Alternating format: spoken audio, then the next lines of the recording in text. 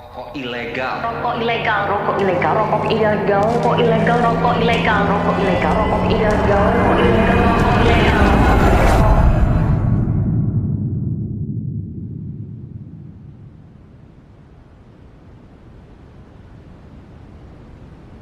Bang, ada rokok ilegal nggak? Ada nih, bisa yang bonte Harganya berapaan tuh? 13.000, mau nggak? Ya udah boleh.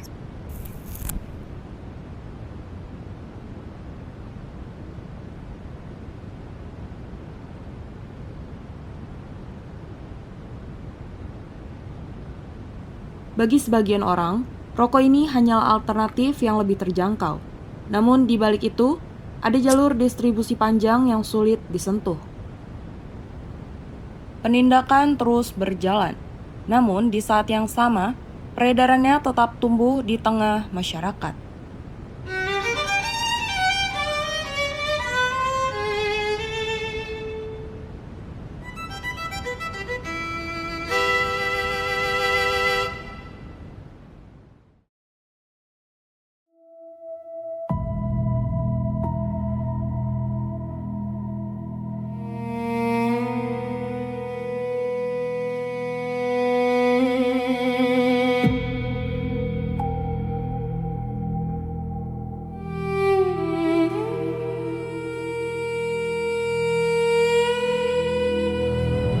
Ya soalnya pembeli sekarang tuh banyak kan nyari yang murah ya. Banyak orang juga beli rokok itu nggak lihat dari merek atau resminya gitu. Yang penting harganya masih masuk kantong buat mereka sih, kayak gitu.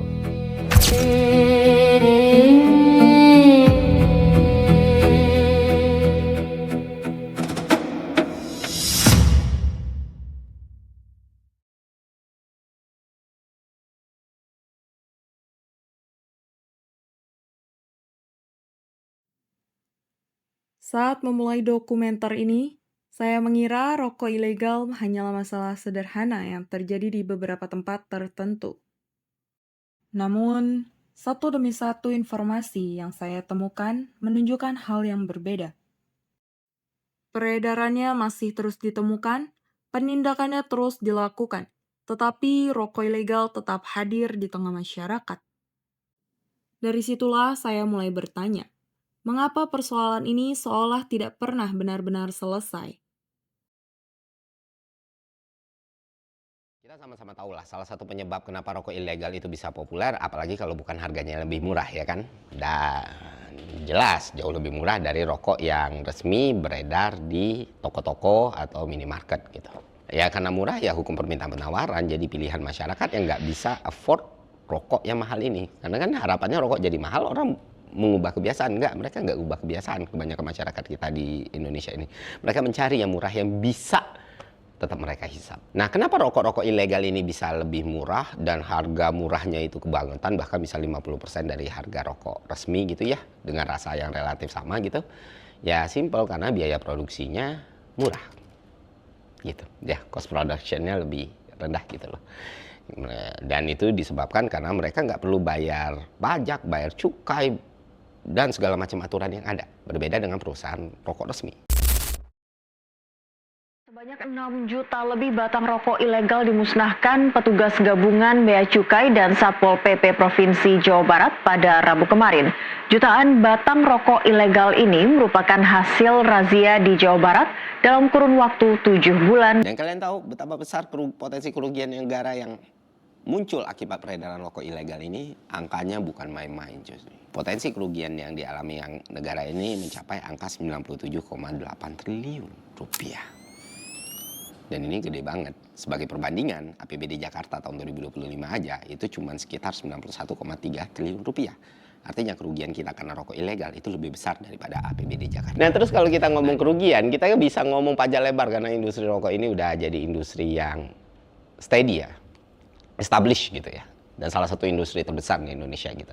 Sehingga dampak rokok ilegal ini sangat bisa kita rasakan dari hulu sampai hilirnya. Pertama dari sisi pabrik, mereka tentu nggak bisa compete secara harga. Mereka juga nggak mungkin jual produknya dengan harga serendah rokok ilegal ya kan, rokok-rokok resmi itu. Akhirnya yang terjadi adalah penjualannya menurun dan banyak yang terpaksa ngurangin produksi bahkan gulung tikar. Dan ini sudah terjadi gitu. Di tahun 2011 sampai 2024, jumlah pabrik rokok di Indonesia itu merosot tajam dari yang asalnya 2.000 menjadi 200 atau turun sebanyak 90% teman-teman. Gila nggak? Dan yang lebih buruk lagi, jumlah perokoknya tidak menurun. Kebayangkan betapa ironiknya, betapa getirnya keadaan seperti ini. Kedua, kita ngomongin petaninya sekarang. Karena produksi pabrik resmi itu menurun, permintaan bahan baku juga ikut turun, ya kan? Akhirnya ya harga tembakau di tingkat petani juga makin anjlok. Mereka makin susah untuk jual panennya. Apalagi ada sekitar 2,3 juta keluarga petani yang bergantung hidupnya pada komoditas ini. Ya kayak gimana pabrik nggak ada yang beli lagi gitu. Dan selama ini kan petani tembakau udah jelas siapa bayarnya kan. Dan kalau bayarnya udah tutup ya mereka susah gitu loh. Artinya apa? Artinya makin banyak orang yang kehilangan pekerjaan. Dan itu semakin menambah pekerjaan rumah pemerintah kita gitu. Terus jangan lupa, cukai rokok itu juga jadi sumber dana bagi hasil tembakau buat daerah. Dana itu dipakai buat bina industri kecil, bantu kesehatan sampai subsidi petani tembakau. Nah kalau cukai ini bocor ya teman-teman, pendapatannya menurun dan stagnan. Ya otomatis dana dari daerah juga berkurang. Akhirnya apa? Bukan cuma negara yang rugi, bukan cuma pusat yang rugi, tapi juga daerah yang menggantungkan nadi ekonominya pada industri tembakau juga sangat-sangat terpukul gitu. Rokok resmi kan harganya lebih mahal gitu ya, karena ada pajak sama bea cukainya gitu. Jadi pembeli kadang lebih milih yang murah gitu, walaupun kualitas sama legalitasnya gitu.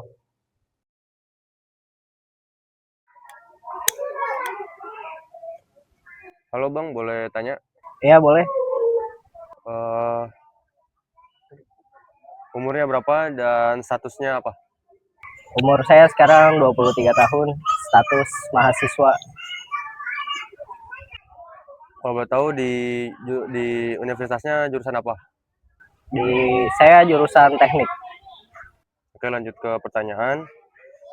Sebagai penikmat rokok ilegal, apa yang membuat lu Bang lebih tetap milih rokok ilegal meskipun tahu nih bahwa rokok tersebut nggak ada cukai resminya dan berpotensi merugikan negara?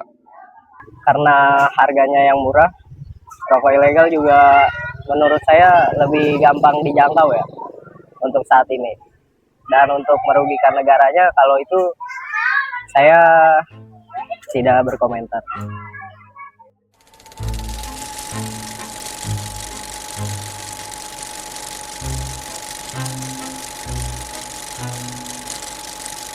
Umur saya 22 tahun.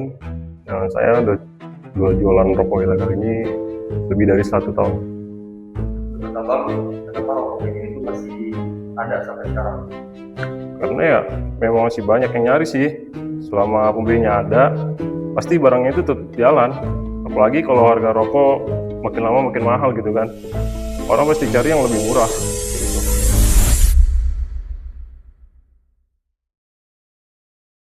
Barisan semut selalu menemukan jalan. Ketika satu jalur terputus, jalur lain akan terbentuk. Semakin saya mencoba memahami peredaran rokok ilegal, semakin mirip pola itu yang saya temukan. Assalamualaikum warahmatullahi wabarakatuh.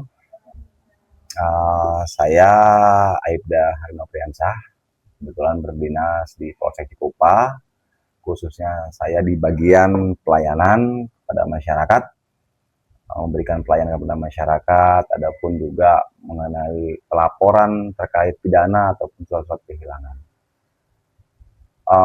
Selanjutnya terkait adik-adik yang datang saat ini, ada beberapa pertanyaan mungkin kepada saya terkait masalah rokok non bea cukai ya.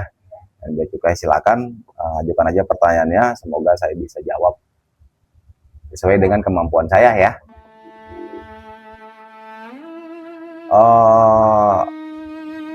Untuk rokok ilegal yang lagi marak di masyarakat saat ini ya, tanggung jawab sebenarnya itu kepada seluruh elemen rakyat Indonesia. Yang pertama itu. Yang kedua, mungkin ada khususnya apa?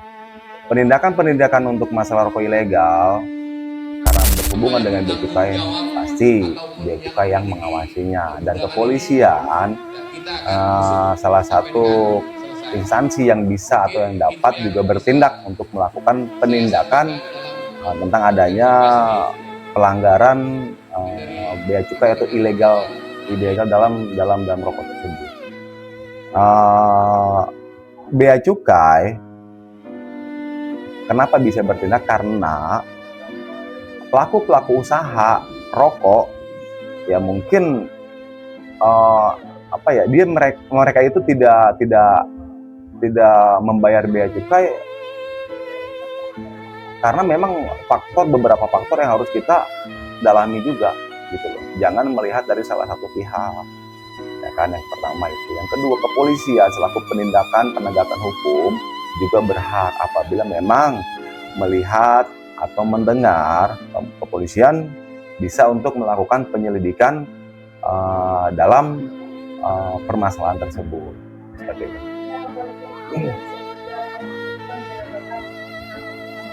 Oh iya, bisa. Jadi pihak kepolisian, kami nih ya, bisa melakukan bersama-sama dengan petugas bea cukai menindak pelaku usaha yang memang telah melakukan pelanggaran bea cukai yang sesuai dengan undang-undangnya yang sudah ditetapkan itu. Barisan semut tampak sederhana saat dilihat dari permukaan. Namun, di balik pergerakan itu, ada pola yang bekerja secara teratur. Semakin saya mencoba memahami peredaran rokok ilegal, semakin terlihat bahwa yang tampak di depan hanyalah sebagian kecil dari rantai yang jauh lebih besar.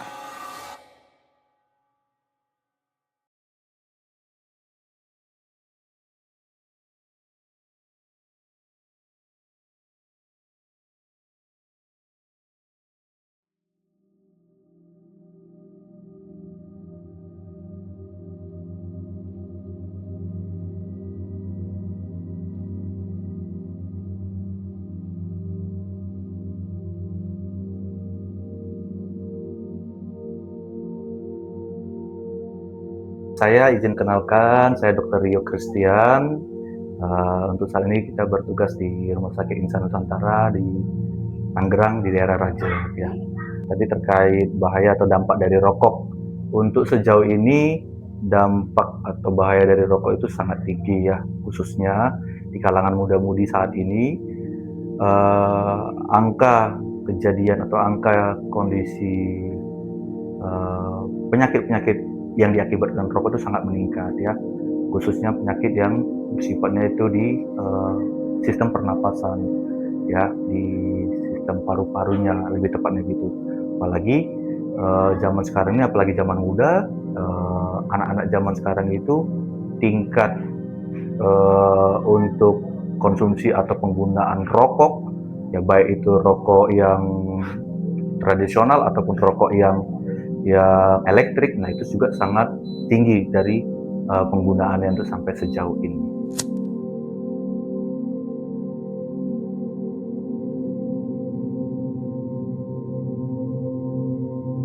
Sebenarnya saya juga khawatir ya dengan kandungan, tetapi kayaknya sama aja sih Bang, kalau kita bandingin sama rokok yang nggak ilegal juga kayaknya berbahaya juga, jadi ya udah. Ya, jadi gini, dibilang alternatif murah memang betul bisa, tapi ingat, namanya ya sifatnya rokok, apalagi rokok yang dia ilegal ya, berarti kan dalam tanda kutip dia bisa lolos dari bea cukai, tidak dilakukan pemeriksaan lab, jadi harusnya kewaspadaan atau ketakutan masyarakat itu harusnya lebih tinggi. Karena apa? Tidak jelas isinya. Jadi apakah kalau misalnya kita tahu tadi rokok yang A, B, C ini tadi nikotinnya sekian, tarnya sekian, ya. Terus, nah justru dengan rokok yang ilegal yang tanpa ada uji lab sendiri, apa kita tahu apakah memang betul-betul itu sesuai dengan standar orang rokok yang di lainnya, atau bahkan ini bisa lebih tinggi, bisa lebih berbahaya. Jadi ya sama aja, ya. Mau rokok ilegal, mau itu rokok yang dari perusahaan yang lolos dari bea cukai, sama-sama berbahaya. sama-sama memiliki dampak negatif dan bukan mengalihkan dari rokok yang lolos dari bea cukai ke rokok yang ilegal untuk biar bisa merokok, biar bisa lebih murah. Enggak, itu sangat-sangat salah ya. Dan juga itu sangat berdampak kepada suatu negara di mana mereka lolos dari bea cukai, otomatis pemasukan pendapatan dari negara itu juga sangat-sangat berkurang ya. Jadi ya perlu diperhatikan masyarakat, pergantian rokok misalnya atau pengalihan rokok dari misalnya yang ke arah rokok yang yang ilegal ya, itu sangat tidak direkomendasikan. Bahkan dalam pengalaman sih ya, namanya dia tidak jelas ya komposisinya, otomatis bisa ada kemungkinan risiko yang lebih berbahaya pada kandungan rokok yang ilegal gitu.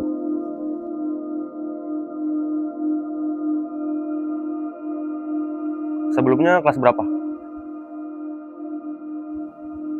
SMP kelas 1. Kenapa lebih milih beli rokok ilegal atau mencoba dibanding rokok yang biasa dijual? Karena sepantaran usia saat ini kebanyakan menggunakan rokok ilegal lebih enak dan harganya terjangkau. Ngerasa nggak sih kalau rokok ilegal tuh lebih mudah didapetin karena harganya lebih murah? Iya, lebih mudah dan banyak ditemukan di warung-warung. Waktu beli rokok ilegal tuh si penjual tuh pernah nanyain umur nggak? Selama saya beli nggak ada yang pernah nanyain umur. Sejauh yang kamu tahu nih, bahayanya dari rokok ilegal tuh apa? Bahayanya saya kurang tahu sih, lebih menikmati aja. Kenapa banyak anak seusia kamu itu lebih tertarik untuk beli rokok ilegal? Karena selain yang harganya murah, juga banyak yang mengkonsumsinya. Sekarang juga udah sebar tuh di warung-warung kecil, warung-warung kelontong gitu. Kadang juga lewat kenalan juga ada. Bahkan sampai di namanya tuh lewat jual online itu juga ada, kayak di Facebook gitu macamnya, masih banyak. Jadi peredarannya itu cepat pindah-pindah gitu. Kalau untuk penindakan dari bea cukai ataupun dari pihak kepolisian, kami dari pihak kepolisian kami cukup ya, sudah sangat maksimal untuk melakukan penindakan dan memberikan arahan kepada masyarakat agar membeli rokok yang berbea cukai. Kalau masalah penindakan ya, kami sudah semaksimal mungkin.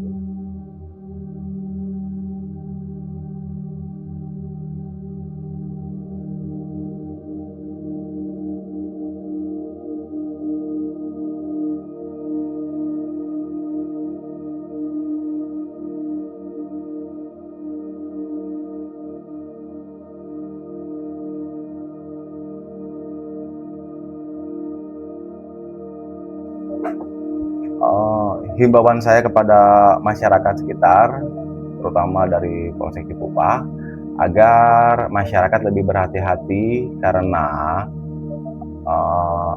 dan membedakan mana rokok yang berbea cukai ataupun yang tidak berbea cukai. Silakan masyarakat berhati-hati, mengingat di negara kita ini setiap produk yang diciptakan atau dihasilkan itu harus melalui proses penelitian, apakah ini berbahaya atau tidaknya dari Kemenkesnya kayak gitu. Nah, kalau kalian perhatikan dan kalian lihat gitu lah ya, Indonesia itu nggak kekurangan regulasi tentang rokok, dan tentu maksudnya baik gitu kan. Misalnya dinaikin cukai rokok supaya orang berhenti merokok gitu, atau misalnya pakai gambar-gambar yang serem supaya menjadi langkah preventif untuk orang untuk beli rokok. Terus ada aturan KTP yang mana ya sampai sekarang belum berlaku secara rigid ya, dan beberapa aturan yang lain. Tapi anehnya dari sekian banyak aturan ini entah kenapa jumlah perokok di Indonesia itu tidak pernah berkurang gitu. Dari tahun ke tahun tuh, based on data kita lihat dari tahun 1990 sampai sekarang malah terus bertambah, padahal aturannya juga bertambah. Logiknya semakin ini dibatasi seharusnya seenggaknya berpengaruh nih sama harga semakin mahal nih, akses semakin susah. Tapi kenapa orang makin banyak yang merokok? Ya salah satu jawabannya apalagi kalau bukan rokok ilegal. Ketika harga semakin mahal, masyarakat bukan berhenti merokok karena ada gitu loh. Rokok ilegal itu ada, belinya murah, jadi substitusi. Akhirnya mereka tidak mengganti kebiasaannya, tapi malah mengganti barangnya dari rokok yang legal menjadi rokok ilegal. Itulah kenapa angka perokok di Indonesia tidak turun-turun, teman-teman. Dari berbagai informasi yang saya temukan, saya mulai menyadari bahwa peredaran rokok ilegal bukanlah sebuah garis lurus yang mudah diputus. Ia lebih menyerupai jaringan yang terus menyesuaikan diri. Ketika satu jalur berhenti, jalur lain akan mengambil perannya. Ketika satu titik hilang, titik lain akan muncul untuk menggantikannya.